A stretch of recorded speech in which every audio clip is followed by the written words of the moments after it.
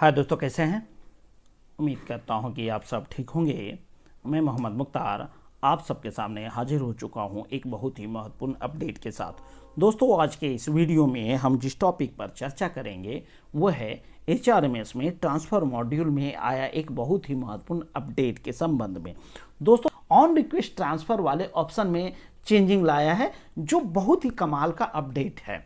तो बहुत सारे व्यूअर भी ऐसे कमेंट कर रहे थे कि क्या रेलवे ने ऑन रिक्वेस्ट ट्रांसफ़र में जो इंटर रेलवे और इंटर डिविजनल का ऑप्शन था वो बंद कर दिया है। तो नहीं दोस्तों, मैं इसी का जवाब इस वीडियो में ढूंढने वाला हूं।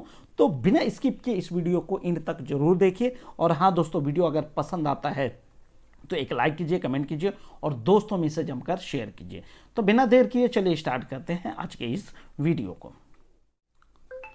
दोस्तों, जब आप अपने HRMS आईडी में लॉगिन होते हैं तो यहाँ पे देखेंगे कि एक रेड कलर में न्यू ऑप्शन शो हो रहा है और यहाँ पे ट्रांसफर मॉड्यूल एक नया मॉड्यूल दिया हुआ है।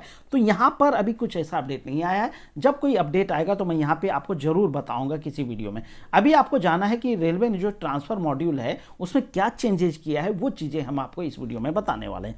तो यहाँ पे पहले जो एम्प्लॉय सेल्फ सर्विस था सेम वहीं पे जाना है। जैसे आप यहाँ पे क्लिक करते हैं तो कुछ आपको वही सारे ऑप्शन यहाँ पे शो होते हैं। आप जानते हैं कि ऑन रिक्वेस्ट और म्यूचुअल ट्रांसफ़र का एप्लीकेशन आपको यहीं पे देखने को मिलता है। जब आप ऑन रिक्वेस्ट आप ट्रांसफ़र एप्लीकेशन पे क्लिक करते हैं तो कुछ इस तरह का डैशबोर्ड ओपन होता है। न्यू एप्लीकेशन पे आप क्लिक करते हैं।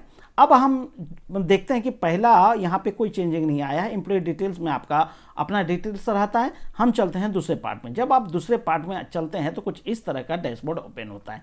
अब हमारे व्यूअर देखिए परेशान कहाँ हो रहे हैं, थोड़ी सी यहाँ पे सावधानी बरतने की आवश्यकता है। और वो ये है, यहाँ पे देखेंगे टाइप ऑफ ट्रांसफ़र पे जैसे आप क्लिक करते हैं, जैसा कि मैंने पिछले वीडियो में आपको बताया, टाइप ऑफ ट्रांसफ़र पे जब आप जाएंगे तो इंट्रा डिविजनल का ऑप्शन यहाँ पे शो होता है जो आप एक ही डिवीजन के अंतर्गत ट्रांसफ़र कर सकते हैं। और जब यहीं पे क्लिक करते हैं तो हमारे व्यूअर परेशान हो जा रहे हैं और वो समझ नहीं पा रहे हैं कि रेलवे ने बाकी दो ऑप्शन जो अपने डिवीजन से बाहर या अपने जोन से बाहर दूसरे जोन में ट्रांसफ़र के लिए अप्लाई करना चाहते तो उनके लिए बहुत परेशानी हो रही थी, ऐसा कमेंट आ रहा था। तो उसी का जवाब हम भी ढूंढने में लगे हुए थे और हमें कंप्लीटली उसका सॉल्यूशन मिल गया। तो अब आप देखेंगे कि टाइप ऑफ ट्रांसफ़र में आपको सिर्फ एक ऑप्शन शो होता है। बाकी आप यहाँ पे दूसरा ऑप्शन देखिए, रेलवे जोन पे जब आप क्लिक करते हैं तो यहाँ पे इस तरह का जो चीज़ें आप टाइप ऑफ ट्रांसफ़र में पाते थे वो चीज़ें आप रेलवे जोन में, यानी अपना जो है कि जोन यदि आप चेंज करना चाहते हैं तो वो यहाँ पे आपको दिखेगा। अब ये देखिए ये ऑप्शन काम कैसे करता है या ये अपडेट किस तरह आपको मदद करता है, वो चीज़ें यहाँ पे देख रहे हैं। अब आपको जो है कि रेलवे जोन में आपको वह जोन सेलेक्ट करना है जिस जोन में आप जाना चाहते हैं। मतलब आप जिस डिवीज़न में जाना चाहते हैं तो वह डिवीज़न किस जोन के अंतर्गत आता है वो यहाँ पे आपको सेलेक्ट करना है। हमने एक जोन सेलेक्ट किया है ईस्ट सेंट्रल रेलवे का। अब आप देखेंगे कि यहाँ पे स्टेशन का ऑप्शन शो होता है, ये कंपलसरी नहीं है। आपको देखेंगे एक चीज़ ध्यान देना है कि जहाँ पे आपको स्टार मार्कर है उसको कंप्लीटली यहाँ पे आपको जो है कि टच करना है। अब आप देखेंगे यहाँ पे ध्यान दीजिएगा, आप कहेंगे टाइप ऑफ ट्रांसफ़र में भी स्टार मार्क है, रेलवे जोन में भी स्टार मार्क है। तो आपको इन दो में से किसी एक को चूज करना है। मैंने ईस्ट सेंट्रल रेलवे यहाँ पे सिलेक्ट कर लिया है। अब रेलवे यूनिट पे आपको यहाँ पे क्लिक करना है। रेलवे यूनिट का मतलब है कि आप इस जोन के अंतर्गत जो भी यूनिट है, जो डिवीजन है, आपको यहाँ पे वो सारे जो है कि यूनिट दिख जाएंगे। तो सपोज हम मान लेते हैं यहाँ पे एक डिवीजन हम सेलेक्ट कर लेते हैं, यूनिट सेलेक्ट कर लेते हैं धनबाद डिवीजन। अब यहाँ पे सेलेक्ट करते हैं, बाकी स्टेशन पे हम आते हैं। सब डिपार्टमेंट को आप यहाँ पे रहने दीजिए, यहाँ पे आपको कोई ऑप्शन शो नहीं होता है। अब रही बात कि दूसरा है कि मैं जिस डिपार्टमेंट में हूँ वो डिपार्टमेंट बाय डिफ़ॉल्ट ले लेता है। जो अगला ऑप्शन आपको देखना है वो ये है कि यहाँ पे डिजिग्नेशन नेम पे जब आप जाते हैं तो आपको अपने डिजिग्नेशन के लिए यहाँ पे कोई भी ऑप्शन नहीं दिखता है। तो यहाँ पे ध्यान दीजिएगा, जब आप ऑन रिक्वेस्ट ट्रांसफ़र लगाते हैं तो आपको इनिशियल अपॉइंटमेंट में जाना होता है। सपोज मैं जिस पोस्ट पे हूँ ये जो है कि प्रमोटिव पोस्ट है, यानी मैं नीचे से प्रमोट होकर ऊपर आया हूँ। मेरा इनिशियल अपॉइंटमेंट जिस पोस्ट पे हुआ है वो पोस्ट हमको यहाँ पे सिलेक्ट करना है। सपोज हम मान लेते हैं यदि आप अभी इलेक्ट्रिकल डिपार्टमेंट में टेक्नीशियन के पोस्ट पे हैं और यदि आप ग्रुप डी से प्रमोट होकर बने हैं तो आपको यहाँ पे चूज करना है हेल्पर का। यदि आप ओएस हैं, ऑफिस सुपरिटेंडेंट हैं, तो जाहिर सी बात है कि ओएस डायरेक्ट रिक्रूट पोस्ट नहीं है, बल्कि रिक्रूट पोस्ट क्या है, जूनियर क्लर्क या सीनियर क्लर्क है। तो यहाँ आप समझ रहे होंगे जिस पोस्ट पे आप भर्ती हुए थे उस पोस्ट को यहाँ पे आप सेलेक्ट करते हैं। सपोज मैं ओएस हूँ, एज ए ओएस हूँ, तो हमारा रिक्रूट ग्रेड जो है वो सीनियर क्लर्क में हुआ है, तो हमको यहाँ पे सीनियर क्लर्क के पोस्ट को सिलेक्ट कर लेना है। देखेंगे यहाँ पे दिख गया सीनियर क्लर्क कम टाइपिस्ट का, यहाँ मैं इसको सेलेक्ट कर लेता हूँ। अब क्या है कि आपका अगर कोई स्पेशल रिमार्क्स है, अगर अपने बारे में कुछ अलग से बताना चाहते हैं, तो यहाँ पे आपको लिख देना है। अब हम आगे बढ़ते हैं। जैसे आप आगे बढ़ते हैं तो कुछ इस तरह का रहता है, एम्प्लॉय सेल्फ फोटो। यहाँ पे आपको अपना फोटो सेलेक्ट करना है, यानी जब आप अप्लाई करते हैं तो जिस भी सिस्टम से अप्लाई कर रहे हैं उसमें ऑलरेडी आपका फोटो और सिग्नेचर होना चाहिए, तो यहाँ पे हमको फोटो अपलोड कर देना है।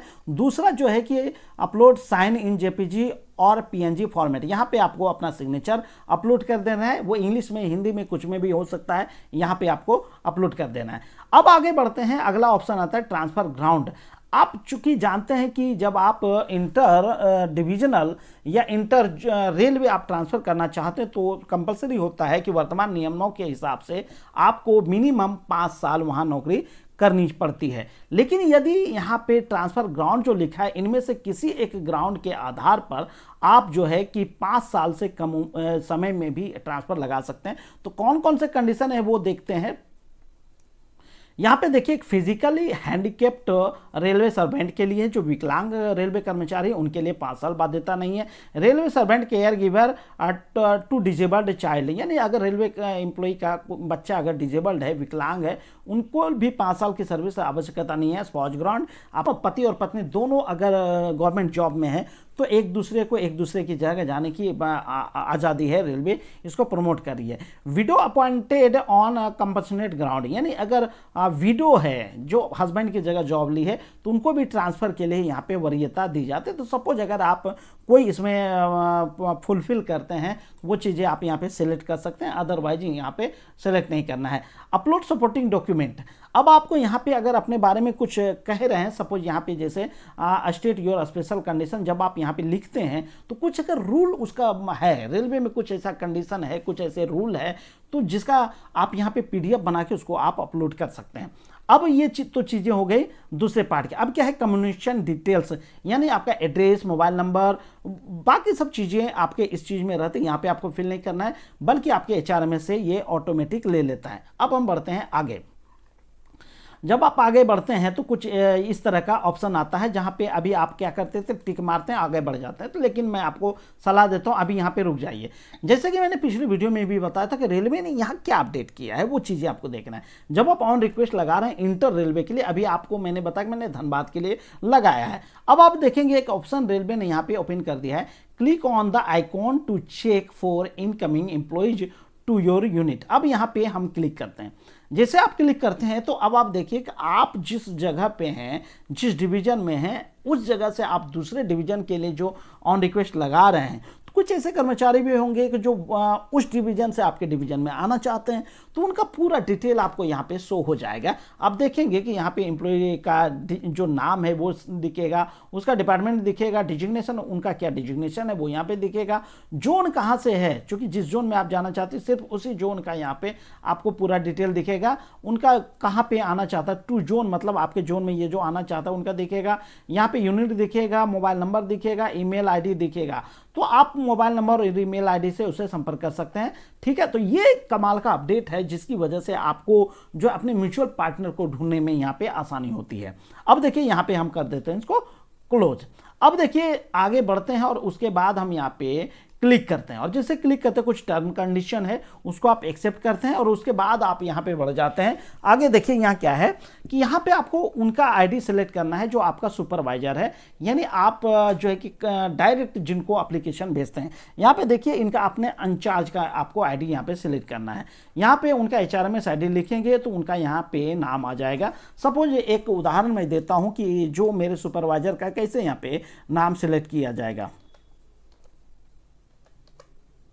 जैसे आप यहाँ पे HRMS ID लिखते हैं, फिर नाम की जगह पे आप यहाँ पे सेलेक्ट करते हैं और जैसे सेलेक्ट करते हैं तो उनका नाम यहाँ पे जो है कि शो कर देता है। अब रिमार्क्स पे आप इस कॉलम पे आके अपने जो कि बारे में कुछ यहाँ पे दे दीजिए कि आप ये ऑन रिक्वेस्ट क्यों लगाना चाहते हैं। तो यहाँ पे जो चीज़ें हैं आपको अपनी तरफ से रिमार्क्स लिख देनी है। अब देखेंगे फाइनली यहाँ पे रेड कलर में आपको कुछ शो होता है, you are applying for transfer from, ये मेरा डिवीजन है और से कहाँ जाना चाहते हैं वो यहाँ पे दिख रहा है। अब यहाँ पे देखेंगे if transfer form is showing incorrect please get your lien information corrected by your जो है कि कंसर्न डीलिंग क्लर्क। यहाँ पे अगर कुछ डिटेल गलत शो हो रहा है तो इनको सही करने के लिए आपको अपने कंसर्न जो डीलिंग क्लर्क है, जो आपका HRMS में डीलिंग क्लर्क का नाम शो होता है, उनसे संपर्क करना है और बाकी डिटेल आपको यहाँ पे सही करना है। उसके बाद आप यहाँ पे सबमिट बटन पे क्लिक करते हैं और इस तरह ये एप्लीकेशन सबमिट हो जाता है। फिर आप जिनकी ID में, जो सुपरवाइजर की ID में आपने सबमिट किया है, उनकी ID से फिर आगे फॉरवर्ड कीजिए और बाकी सब वही चीज़ें हैं जो आप ऑन रिक्वेस्ट ट्रांसफ़र में पहले फुलफिल करते थे। तो ये एक बहुत महत्वपूर्ण अपडेट आया है ऑन रिक्वेस्ट ट्रांसफ़र के संबंध में। तो उम्मीद करता हूं कि दोस्तों आज के बाद ऑन रिक्वेस्ट के ट्रांसफ़र से रिलेटेड जितने सवाल हैं उनका आज हमने समाधान कर दिया है। तो कमेंट करके जरूर बताइए वीडियो आपको कैसा लगा।